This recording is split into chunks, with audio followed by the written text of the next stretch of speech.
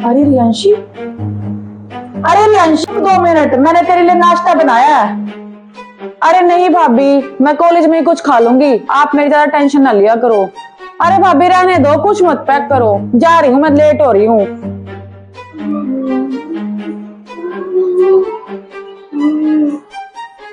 अरे ये अपना बैग तो यहीं पे भूल गए। सुनो जी। अरे पीछे से क्यों टोकती हो? बैग बैग मुझे याद है, बैग लेके जाना है। मुझे पीछे से मत टोका कर, मुझे सब याद रहता है कि मुझे क्या क्या लेके जाना है। मैं कोई छोटा बच्चा नहीं हूँ, तेरा पति हूँ, तो अपना काम से काम रख, मैं जाता हूँ। अरे मेरी बात सुनो, मैं आपकी धर्म पत्नी हूँ। अगर मैं ही नहीं आपको हर चीज याद दिलाऊंगी तो क्या पड़ोसन याद दिलवाएगी? मेरा फर्ज बनता है आपकी हर छोटी से छोटी चीज का ध्यान रखना। अरे माँ जी को खांसी हो रही है, लगता है उनकी तबीयत ठीक नहीं है। मैं उनको दवाई दे देती हूँ, वो तो वैसे रोज भूल जाती है हमने दवाई लेना।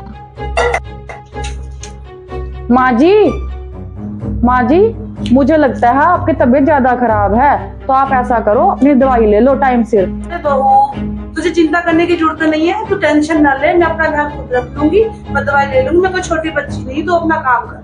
अरे माँ जी, इकलौती बहू हूँ घर की, अगर घर की बहू ही टेंशन नहीं लेगी घर की तो कौन लेगा? पर चलो, जैसी आप सबकी मर्जी। पता नहीं घर के सब लोगों को क्या हो गया है क्या नहीं। अगर मेरी इस घर में कोई इज्जत ही नहीं है, कोई मेरी सुनता नहीं है, तो मैं इस घर में रहूं ही क्यों? मैं भी अपने घर चली जाती हूँ। पानी देना बेटा।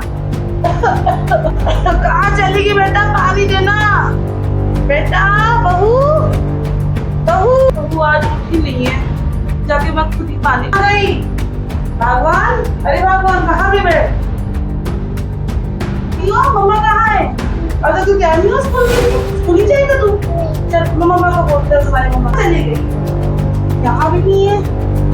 इसको फोन करता हूँ, मैं फोन करके पूछता हूँ कहाँ चली गई। बिना बताए तो कभी जाती नहीं है। हेलो, कहाँ चली गई हो तुम सिल्की? कब आओगी? तुमने बताया भी नहीं। भाभी, भाभी, अरे आज भाभी किचन में भी नहीं है, बहुत टाइम हो गया। और भाभी, अरे ये तो बाहर से बंद है, भाभी लगता है यहाँ भी नहीं है। मम्मी भाभी कहाँ गई है?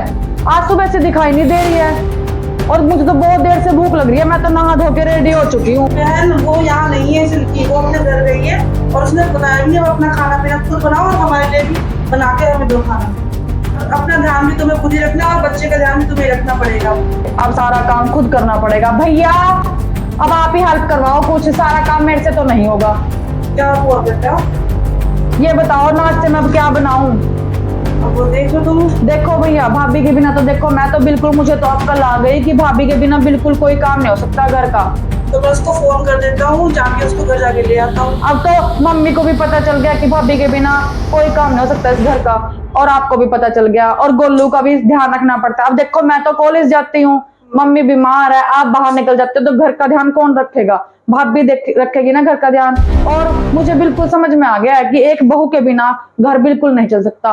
अब जल्दी से जल्दी रेडी हो जाओ और भाभी को लेके आते हैं। तो गाइस, आपको हमारी ये छोटी सी स्टोरी कैसी लगी?